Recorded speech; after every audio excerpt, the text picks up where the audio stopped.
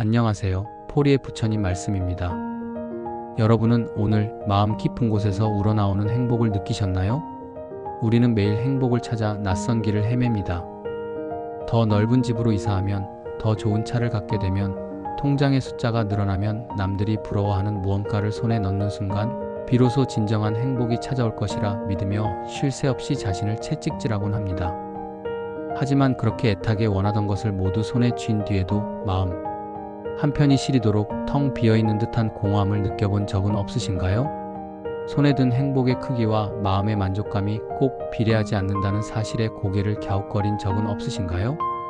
오늘은 소유가 아닌 존재의 행복에 대해, 그리고 진정한 행복이 우리 마음 안에서 어떻게 씨앗을 틔우고 꽃을 피우는지에 대한 부처님의 깊은 지혜를 함께 나누고자 합니다.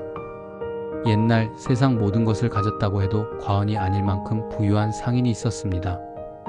그에게는 커다란 집과 수많은 하인, 그리고 대를 이어 쓰고도 남을 만큼 창고에 가득한 보물이 있었죠.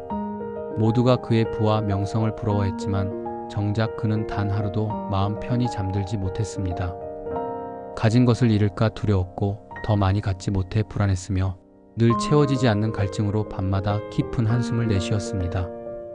그러던 어느 날 그는 더 이상 괴로움을 참지 못하고 지혜롭기로 소문난 한 스님을 찾아갔습니다. 스님, 저는 세상이 부러워하는 모든 것을 가졌습니다. 하지만 어찌하여 제 마음은 이리도 가난하고 불행할까요? 스님은 말없이 그를 강가로 데려갔습니다.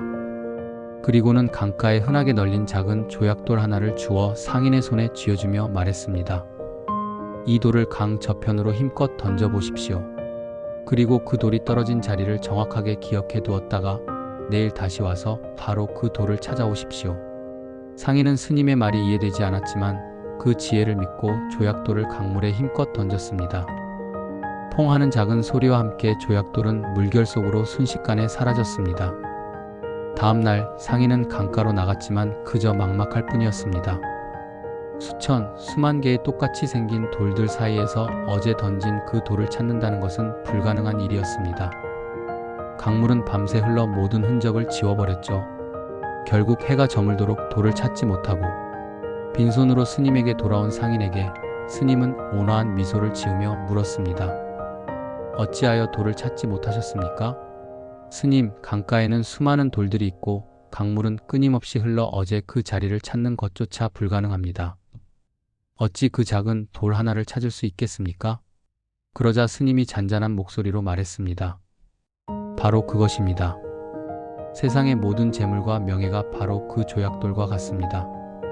손에 쥐고 있을 때는 온전히 내 것인 양 느껴지지만 한번 놓치고 나면 다시 찾기 어려운 허망한 것이지요. 어제 던진 돌에 대한 미련과 그것을 찾아야 한다는 집착이 바로 오늘의 그대를 괴롭게 하는 것입니다. 행복은 더 많은 돌을 주어 호주머니를 채우는 것에 있는 것이 아니라 내 손에 새로운 돌을 쥐려는 그 욕심과 집착을 내려놓는 바로 그 마음에 있습니다. 상인은 그제야 스님의 깊은 뜻을 깨닫고 눈물을 흘렸다고 합니다. 우리의 삶도 이 부유한 상인의 모습과 다르지 않습니다. 우리는 가지는 것에 너무나 많은 의미와 기대를 부여하며 살아갑니다. 마치 행복을 저울에 달아 무게를 재듯 소유의 양으로 행복의 크기를 가늠하려 합니다. 하지만 부처님께서는 분명히 말씀하셨습니다. 이 세상에 존재하는 모든 것은 끊임없이 변하며 영원히 머무르는 것은 아무것도 없다고 말입니다. 재행무상, 우리가 그토록 집착하는 재물, 명예, 젊음, 심지어 사랑하는 사람들조차도 결국은 시간의 강물 속에 스쳐 지나가는 인연일 뿐입니다. 그렇다면 영원히 소유할 수 없는 것들에서 행복을 찾는 것은 마치 손으로 바람을 잡으려는 것과 같이 어리석은 일이 아닐까요? 진정한 행복은 과연 어디에 있는 것일까요? 부처님의 가르침은 명쾌합니다. 행복은 무언가를 가지는 것에서 오는 결과물이 아니라 지금 이 순간을 온전히 느끼는 것에서 오는 과정 그 자체입니다. 아침에 눈을 떴을 때 오늘도 새로운 하루를 살아 숨 쉴 수 있음에 느끼는 감사함, 창문으로 스며드는 따스한 햇살이 내 뺨을 부드럽게 스칠 때 느껴지는 포근함, 사랑하는 가족과 마주 앉아 나누는 평범하지만 따뜻한 밥 한 끼의 소중함, 분주한 출근길에서 잠시 고개를 들어 발견한 파란 하늘과 흰 구름의 아름다움, 이 모든 것이 바로 행복의 다른 이름입니다.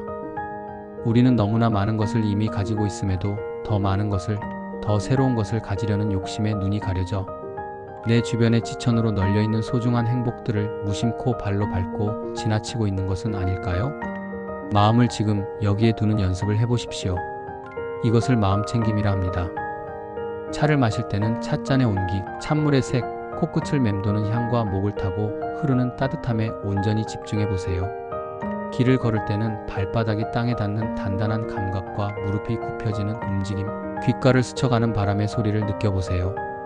음식을 먹을 때는 쌀 한 톨, 나물 한 가닥이 내 입에 들어오기까지 거쳐온 수많은 햇살과 비바람, 농부의 땀방울을 생각하며 감사히 느껴보세요. 이처럼 지금 이 순간에 온전히 깨어 있을 때 우리의 마음은 과거에 대한 후회와 미래에 대한 불안이라는 감옥으로부터 걸어 나올 수 있습니다. 그리고 그 고요하고 평화로운 마음의 터에서 비로소 진정한 행복이 마르지 않는 샘물처럼 솟아나기 시작합니다. 행복은 높은 산 정상에만 피어있는 희귀한 꽃이 아닙니다. 행복은 우리 집 앞 길가에 소박하게 피어있는 들꽃과 같습니다. 우리가 마음의 눈을 뜨고 허리를 숙여 바라보기만 한다면 언제 어디서든 발견할 수 있는 것이지요. 가진 것이 부족하다고 한탄하지 마십시오. SNS 속 다른 사람의 화려한 삶과 나의 초라한 현실을 비교하며 스스로를 괴롭히지 마십시오. 해와 달이 서로를 비교하지 않고 각자의 시간에 빛을 내듯 당신의 삶 또한 그 자체로 온전하고 존귀합니다.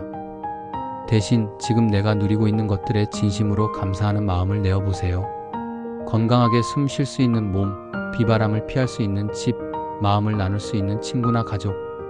당연하게 여겼던 모든 것들이 사실은 누군가에게는 간절한 기적일 수 있음을 깨닫는 순간 우리는 이미 얼마나 큰 행복 속에 살고 있는지 알게 됩니다.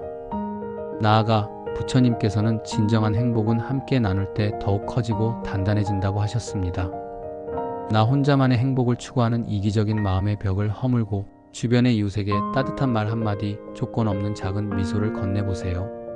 나의 작은 친절과 나눔이 누군가에게는 하루를 살아갈 큰 힘과 위로가 되고 그 모습을 바라보는 나의 마음 또한 넉넉함과 보람, 따뜻한 기쁨으로 채워질 것입니다. 이것이 바로 나와 남이 둘이 아니라는 자비의 마음에서 피어나는 더 큰 행복입니다. 영상을 보고 계시는 소중한 인연, 바로 당신. 지금 잠시 눈을 감고 당신의 마음을 고요히 들여다보세요. 무엇이 당신의 마음을 그토록 무겁게 짓누르고 있나요? 어떤 것을 더 가져야만 행복해질 것이라고 스스로를 속이고 있나요? 기억하십시오. 가진 것에 많고 적음은 결코 행복의 척도가 될 수 없습니다. 진정한 행복은 내가 가진 것에 진심으로 감사하고 지금 바로 이 순간을 온전히 느끼며 그 기쁨을 주변에 아낌없이 나눌 때 비로소 완성되는 것입니다. 오늘 하루 스쳐 지나가는 아주 작은 행복의 순간들을 놓치지 말고 아이가 보물을 발견하듯 소중히 음미해 보세요. 그 작은 행복들이 차곡차곡 쌓여 당신의 삶을 그 어떤 보석보다 찬란하게 채워줄 것입니다. 오늘 이야기가 마음에 작은 울림을 주었다면 구독과 좋아요로 포리의 부처님 말씀과 계속해서 지혜로운 인연을 이어가 주시길 바랍니다. 또한 댓글에 오늘 하루 여러분이 발견한 소소한 행복을 한번 나눠주시는 건 어떨까요?